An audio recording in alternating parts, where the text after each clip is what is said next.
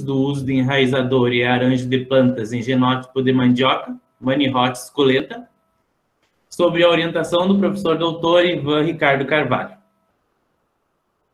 Então, a espécie Manihot esculenta, ela é plantada e produzida em todo o Brasil. Conforme a região de produção, ela ganha um nome diferente. Ela pode ser chamada de mandioca, aipim, macaxeira, entre outros. Ele é considerada a mais brasileira das culturas, devido ao seu centro de origem ser o Brasil. Ela é produzida em todo o planeta, de norte a sul, de leste a oeste, principalmente em países subdesenvolvidos e em desenvolvimento. Ele alimenta mais de 1 bilhão de pessoas em 100 países diferentes. Ela é considerada um alimento completo por possuir raízes com alto teor de carboidrato e ramas e folhas com alto teor de proteínas, sais minerais, entre outros. E é considerada a principal e mais barata fonte de carboidrato e de amido existente hoje. Devido a esses motivos, em 2019, a ONU declarou ela como o alimento do século. Ela é utilizada tanto para alimentação humana quanto para alimentação animal e também é utilizada na indústria.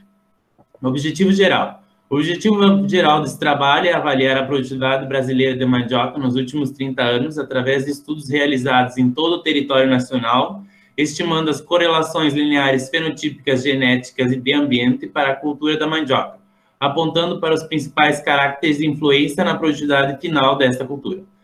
Estimando os componentes de variância e parâmetros genéticos, identificando as associações lineares de causa e efeito entre os caracteres e a estabilidade pelo método de Nichaiko do percentual de amido e matéria seca da raiz de mandioca, cultivada em 4 diferentes ambientes, levando em consideração 3 genótipos de mandioca. Como já foi falado, meu trabalho é dividido em 2 capítulos. O capítulo 1 trata de uma revisão de literatura e o capítulo 2 trata do experimento em si, conduzido a campo e em laboratório. O capítulo 1 tem como título 3 décadas de cultivo de mandioca no Brasil, potencialidades e perspectivas. Então, a mandioca é considerada a espécie mais antiga cultivada no país. Sua domesticação está em torno de 10 mil anos na região da Amazônia. Por ser fonte de carboidrato para alimentação humana, pode ser consumida em forma de farinha, amido, polvilho, in natura, beiju, entre outros, e na utilização pela indústria. A cultura tem importância para a alimentação de vários segmentos, principalmente da população rural de todo o país, principalmente da região Nordeste e Norte. Essa cultura tem alta plasticidade fenotípica, uma alta capacidade de aclimatação, adaptabilidade ampla e resiliência às condições climáticas adversas, ou seja, é uma cultivar que se adapta a todas as condições climáticas, solo, relevo e altitude. Por isso, ela é cultivada de norte a sul no Brasil, de leste a oeste. Destaca-se também pelo baixo custo de produção e elevada produtividade, mesmo com quase nada de manejos. O objetivo desse capítulo é identificar quais foram os fatores que determinaram a produção de mandioca no Brasil nas últimas 3 décadas e direcionar quais são as possíveis perspectivas da cultura no país. Materiais e métodos. Esse artigo foi feito através de uma revisão sistemática de literatura, onde foi utilizado artigos públicos vinculados à base de dados Cielo, Science Direct, Corpus, NSBA, periódicos da CAPES e Google Acadêmico, entre outros. Ele foi baseado em critérios iniciais de inclusão, todos os trabalhos realizados no país, em qualquer tipo de língua, levando em consideração os principais fatores que influenciam a produtividade da mandioca no país. Resultados e discussões. Fatores de origem e distribuição. Em primeiro lugar, para se ter a origem da mandioca, nós temos que levar algumas condições: a origem botânica, o ancestral selvagem, a origem geográfica e o local de domesticação. Em termos de origem botânica e de ancestral selvagem,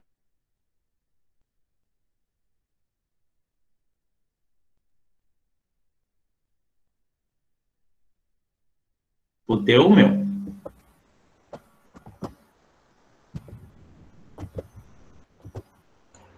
Adriano, mais devagar um pouquinho aí, tá travando. Tá travando? Tá bom.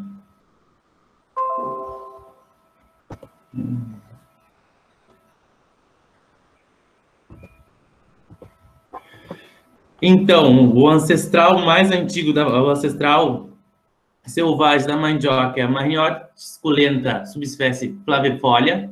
Ela foi encontrada nos últimos 10 anos em estudos na região do Goiás, e ela está localizada totalmente na região de transição entre a floresta amazônica e o cerrado. Em termos de espécie, a concentração maior é nas Américas do Sul, do Norte e Centro-Oeste, grande concentração entre os neotrópicos, em torno de 100 espécies, sendo que dessas, 78 são encontradas no Brasil e 68. Levando em consideração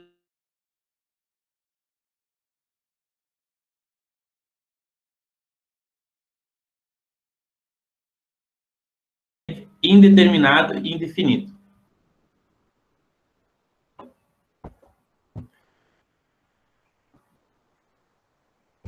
Com dois períodos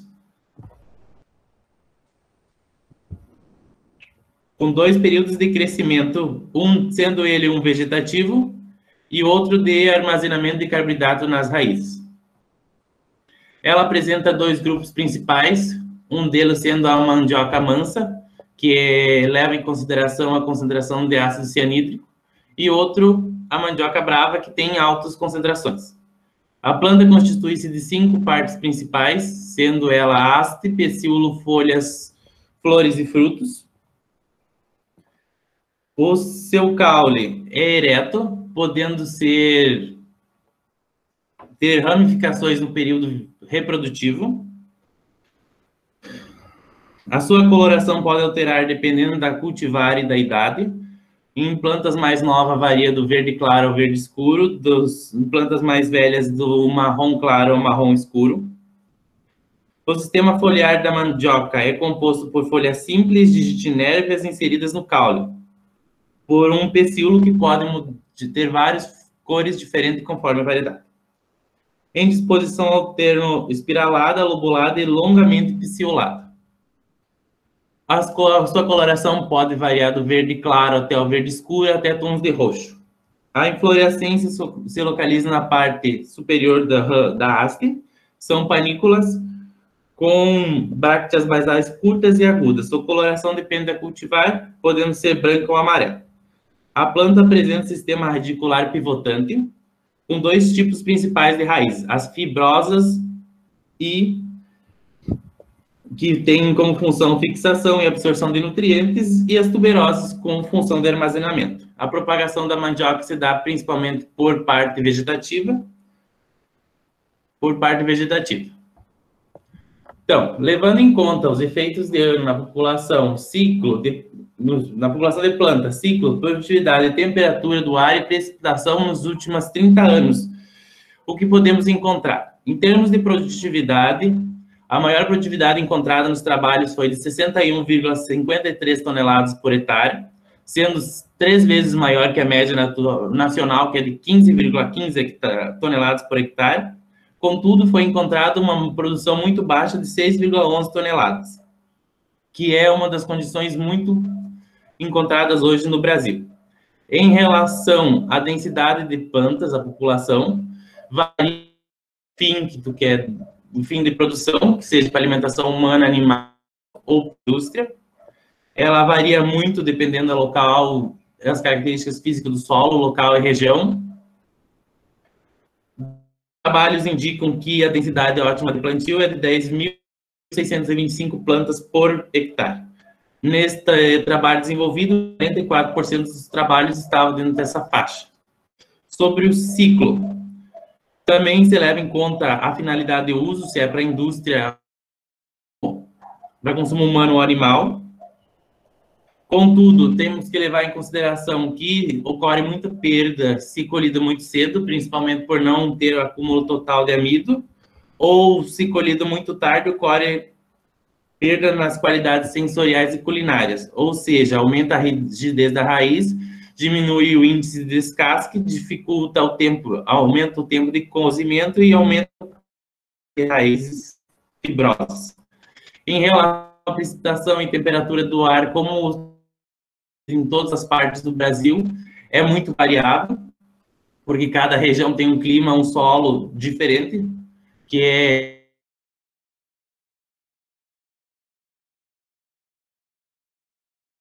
a cultura da mandioca, ela é altamente não suportando temperaturas maiores que 35 graus e nem menores que 15 graus, que para o crescimento. Já em termos de precipitação, 400 milímetros pelo ciclo. Entretanto, para produtividades superiores, necessita de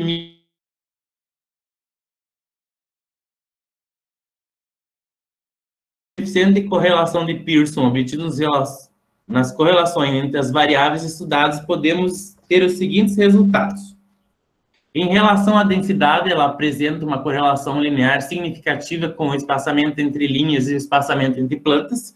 Isso quer dizer, se tu mexer no espaçamento entre linhas, no espaçamento entre plantas, vai ser alterada a densidade final. Já levando em consideração que quanto maior a densidade será. No caso do espaçamento de linha, ele observa esse efeito significativo.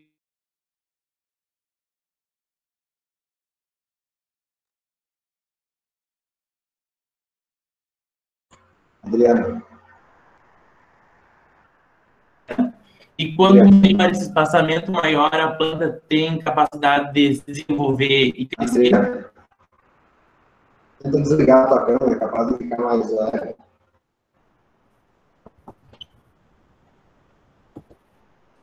Só desativa a tua câmera. Ali.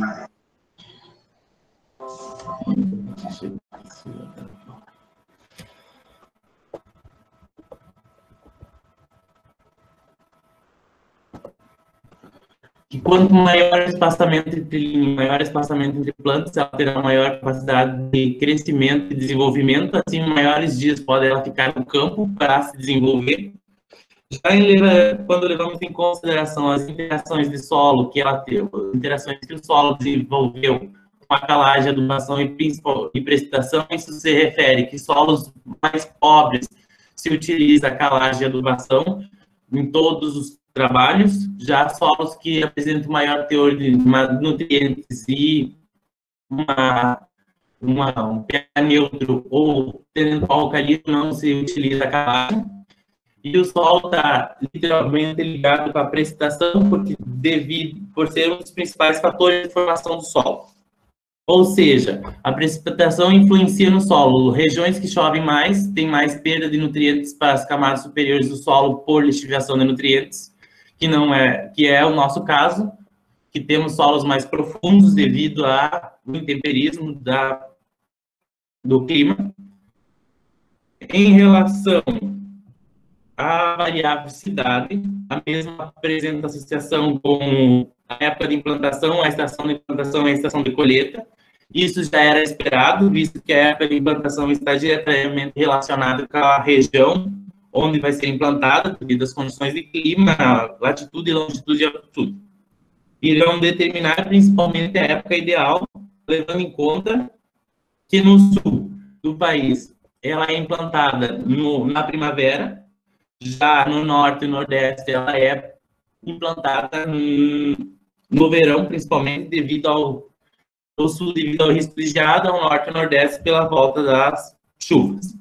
A variável temperatura média do ar, clima e precipitação apresentarem relações positivas entre si em todo o Brasil, devido em todas as ramificações diminuiu a produtividade final da cultura, e quanto maior o diâmetro médio da raiz, maior o percentual de amido da raiz. E pelo método de Anicharico, pode-se observar que, de maneira geral, que o percentual de amido de matéria seca das raízes teve um melhor comportamento na densidade 10 com bioestimulante e na densidade 20 com bioestimulante. Então, a todos, meu muito obrigado.